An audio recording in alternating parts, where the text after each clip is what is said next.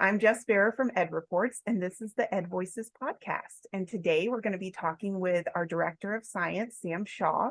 We're going to be talking about our newly released high school science reviews and how these reviews can really support districts to run a very rigorous materials adoption process. Sam, welcome. Do you want to say a little bit about yourself? Sure, Jess. Thank you. I appreciate you inviting me to this wonderful conversation. Sam Shaw, Science Director. I've been at EdReports for 5.5 years. So excited about the fact that we have high school reports coming out now. Back in 2017, when I was first hired, our first target was middle school, and we reviewed quite a bit of middle school materials. Shortly after that, started in K-5, and now we're in high school. So we're looking at the entirety of K-12 and trying to support the whole system now. So really excited about this and approaching it with a team of four former science educators that are currently working at EdReports, and a host of amazing educator reviewers that are doing wonderful work with us. So it's been exciting. Yeah, it's been such a journey. I mean, I remember when we began our 6-8 reviews, and I know high school science and K-5 and middle school science are different. And I wonder if you could talk a little bit, before we even began the high school science review process, we did a lot of our own research. We conducted an extensive landscape survey. We talked with many science experts. And I wonder if you would mind sharing, like, what were some of the key takeaways from that learning that we did? I have a few. I think one of the biggest ones was just in our search of defining what high school science was. There was an incredible variation across the field, just down to even the course level. We had conversations with professional associations that were specific to particular subject areas and commonly courses, and we learned that common understanding of those courses isn't necessarily available in the field. There's different demands pressing on states and districts. High school graduation requirements vary.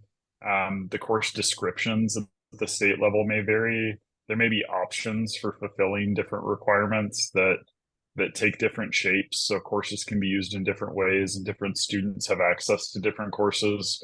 But even when we looked at like offerings of courses, we saw variation of different standards being incorporated into those courses for different reasons, and usually based on policies that are in different communities. And so we realized that what's expected of students in national high school does vary, and there needs to be flexibility in this process as we encountered this. I also think there's like within that those programs in high school are often specific courses. They're single subject courses. Sometimes they're integrated courses, but they're not designed to cover the entirety of the high school standards. And if you're using NGSS or framework-based standards, a lot of those ideas that are presented and available to you are grade banded in nature. So it's like by the end of 9-12, what should all kids know from the life sciences, right? Should that all happen within one course? That's actually fairly challenging in terms of what we've heard from developers and those using to try and ensure that even all those specific life science standards could be in one biology course. And so there's variation within those. And just as an example, we've seen with biology that in some instances, it could be all the life science standards targeted in a particular biology course. And in others, they may have a lot of earth and space science as well, which means they've left some life science out. And so there's a lot of questions that we have around, over the course of what people are looking at or presenting to students. How are they getting to all those standards by the end? And interestingly enough, we also learned that in many instances, those decisions made about purchasing those programs are made by individual teachers, and which is kind of challenging as you think across that system in terms of the coherence, that their committees may not be speaking to each other about what they're using in grade 9 versus grade 10 versus grade 11 if they have the opportunity to teach these sciences. So those are some of the big takeaways, and I think they really impacted the way we created our tool and the way we structured our process as well as the way that communications, here at EdReports really helped us structure the website to make it usable and flexible for all these different takeaways. Yeah, no, I mean, you mentioned these are huge learnings. You mentioned it had an impact on how we conducted the reviews. I know folks are really going to be hearing the term claims based a lot. And I wonder if you could talk a little bit about what that means, like so how we took the key learnings and infused it into our review process. And when they are coming across claims based, what does that mean to them? Programs are designed to meet the need of a market, and some markets like are looking for integrated programs, some are looking for single discipline specific programs. So again, with that example of biology courses in mind, where some have earth and space science, it's really important to know, like, what was the material designed to do, right? Like, what was the intention of the developer and the publisher in terms of meeting the needs of the field, and respecting and understanding that in a way that we can then look at those specific claims. So specifically, I think that's the standards that they chose to address by the program, and like how that those standards were actually the focus. And so we find that out, through our conversations with publishers on the onset. We ask them about what claims that they're making, but I think more purposefully, we look at the teacher facing materials to see, where they list the standards, and most proximally to where students are doing the work. So what are the learning objectives, right? I think is one of the big ways that we learn what those claims are the targets and outcomes that they're expecting for students. That we look at both in, the smallest screen size that we're at, in the lesson or the activity, but also holistically. And so we're really trying to confirm that those standards that are placed in those programs are actually being met. The kids actually have those opportunities to meet those, as well as that they're assessing those standards as well. Kind of the goals for this are that we can show which standards are met in a particular course, but we can also help educators really think about, that course in comparison to another course and see, is it hitting the content itself that we expect or need to address within our system? And then maybe even into the future, we could start having conversations across educators within a district or within a school and say, look, I have the opportunity, I need to cover these things, you need to cover those, right? Between these programs that we have available, access to, that are high quality, is there some give and take? Do we need to modify this in a way that meets the needs of our system? What gaps are addressed, et cetera. And we think that the level of claims analysis that we provide with that information can really help them compare to their needs and think about what gaps may exist. Yeah, I mean, you're already giving examples of how districts can use this information in their own, examining their own materials or in adopting new materials. I know we're only at the beginning of this, having high school science reviews. There's more to come. But even now, how are some of the ways that districts can begin to leverage this information as they're conducting their own review process or selecting new materials to help support the educators that they're working with? Yeah, I think the first thing is just understanding your context, right? Like, where are your experts? I mean, they're all in the classroom, right? Getting them at the table is essential. Tapping into that expertise. They're doing incredible work already. They've been working with their existing state standards. They know the requirements, and that context is just really important in understanding where they're at in terms of your vision for science instruction, right? And as you make decisions about instructional materials, you're also thinking about what your needs are, right? Like, you pick something that may be very ambitious, right, in terms of implementation. Well, how do you get there? And having those educators at the table and understanding what their needs are and where their expertise is can really help you make some quality decisions. And I think, as you approach adoption, ensuring that it's representative, has varied perspectives, and really results in a comprehensive vision for high school science that can stand the test of time, right? Like, ensuring that vision is appropriate now and into the future. So as you're reflecting on those decisions and making regular improvements, that everybody knows why, right? They committed to that vision. It was based on their expertise. It was based on their needs. And you're all moving forward together in a regular process. And I think that means that you need to engage teachers early, and often, right? And throughout, right? This isn't just an event. This is a long-term conversation. I think there's also different structures in the system that you need to pay attention to. What are the current course offerings that are available in terms of flexibility in your district to think about different ways that you could meet the standards? There's different course pathway models out there. There may be districts near you that are taking different approaches, right? We know that districts communicate often about ways to address standards and to think about curriculum. Our claims-based reviews are able to help support some of those current state examinations and course offerings to see like what standards could be in these courses, right? What standards are available in these programs that are available to us, and try to do that comparison. Like our recent reports from biology can start that conversation in life sciences, because there's a range in quality that we've seen even in our initial review, that can help you really, I think, navigate between where you're currently at, where you want to be. Yeah. Are you thinking about, as you're thinking about other ways, once districts have gotten a handle on what their current state is, what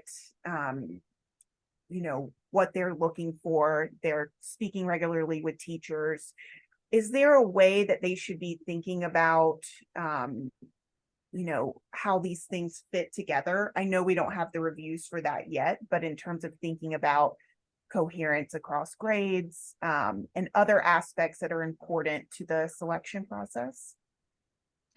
Yeah, I think so. I mean, understanding the policies and things that you're accountable to are really important as you're leading up to an adoption process or conversations around just what you're teaching. I think whatever the state assessment is plays a really key role in driving what happens in classrooms. Is your state assessment representative of the entirety of the 912 standards? If so, what are the course pathways available to kids to ensure they have access to those standards? Not just for that assessment. I mean, we want to ensure that they have experience with life sciences, earth and space sciences, and physical sciences, of course. And so, there's a reason why we say all standards for all students, because that content is important to the problems that they're going to encounter when they leave the classroom, or the problems that they're currently encountering in their communities. So just thinking about some of those things that can maybe help drive some of the decisions you're making, and thinking about the course offerings you have and the ways in which you're providing opportunities for students to take those courses. I think that helps you understand like what standards that you need to teach, what you need to cover, what gaps you may currently have. One commonly we see is that earth and space science is really an opportunity for kids based on the way the graduation requirements are structured. But you may actually have something in your state assessment that's actually assessing kids on earth and space science, but they've never had an opportunity to actually have that in coursework, because most kids take, what we commonly see is a biology, a physical science, and then another lab science or science elective that could really be any course within a large course catalog related to science. And even in some instances, it could be a career and technical education course. It could be computer science, right? There could be a lot of different things subbed in there, which could potentially have implications around the amount of science that kids are able to have. But obviously, we always talk about also as you're preparing for this, can you explore quality materials now? Can you really think about your professional learning now around quality materials to support understanding, but of course in the adoption process itself, in initial rollout, and once you adopt materials, it's so important to have that regular professional learning, and those conversations to ensure we're understanding the materials, we're really understanding our students, and we're getting better at using them and improving them and customizing them for our communities. Yeah, we've talked, a lot of this happens often at the district level. so it makes sense we've really been focusing there. But I wonder, are there ways in which districts or educators can seek out state level support? What are some of the things that the state can do to help, support this collection of districts who might be looking for these quality materials? Yeah, absolutely. I think state level support is positioned in an interesting way because I think they hear from a lot of districts, right? They may have conversations with districts where they can do some matchmaking, right? There may be someone else who's going through a similar challenge that you could work with together and think beyond the boundaries of your local system. And so that's one way, just in terms of pairing people together to start conversations. It's always helpful to have more people at the table. But I think specifically, like there's some limitations, right? Like, and there's some challenges, right? Like some states may have chosen to adopt NGSS, others may have done framework-based standards.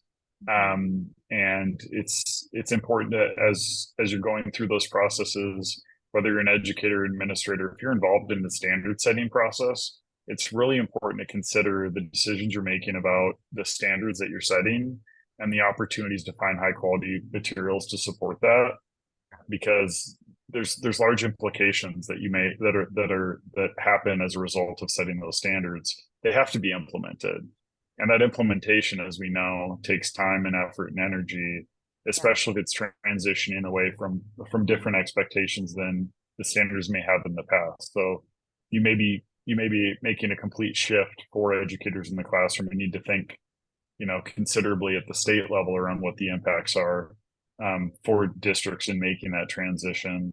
That is more than just a 1 to 2 year plan to implementation towards a new state assessment. We see that a lot across the country where it's adopt the standards, and a year or two later, it's now assess them. And that's a really quick turnaround. It takes a lot of time. And so we need to consider what professional learning educators need, whether it's around adapting their existing curricula. And then also, as I mentioned, the state assessments, we need to think about how those assessments actually reflect the values within our standards.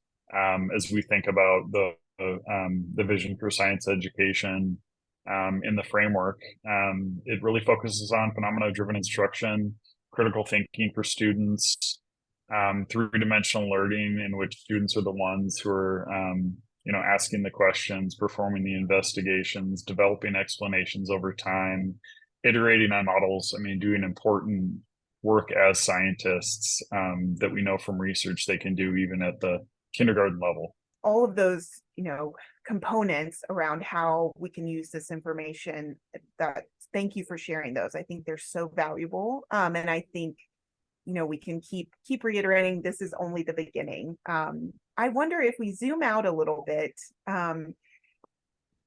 could you talk a little bit about why these reviews of high school science materials are so important, sort of on a larger level, and maybe share some of your big hopes for the future? Yeah, definitely. So I think, again, as I mentioned before, we have some amazing high school science educators out there that are doing incredible work. But it's falling largely on individuals and their expertises. I mean, there's people doing summer programs, trying to do more learning about their local communities, learning about the resources they have available to them. They're doing everything they can to create an engaging experience for kids. And I think we've seen that as a result of that, I think it's 92% of high school science teachers report using no comprehensive instructional materials because the current materials out there aren't serving their needs, right? And they say that, like, primarily, I think it's 63% are using supplements, which often can lead to incoherent experiences because they weren't necessarily designed to meet their standards, right? And so I think my hopes are that we can provide these reports to really push and build for quality products that can be a basis for these high school science teachers to really support them in their classrooms in ways that provide engaging experiences for students, that provide a need for them to know. They answer that question of why we're learning this, and ensure that kids are exposed to real science, and then those educators can spend their time on really meeting the needs of the kids in their classroom. Yeah, those are lofty goals, but I think worth striving towards. And I know how much you and the science team and the science reviewers and educators across the country are really doing. Yeah, Sam, I just want to thank you so much for sharing your expertise with us today. And we look forward to having you back soon and talking more about science, high school, or otherwise. We'll talk to you soon. Sounds great. Thanks, Jess. Bye.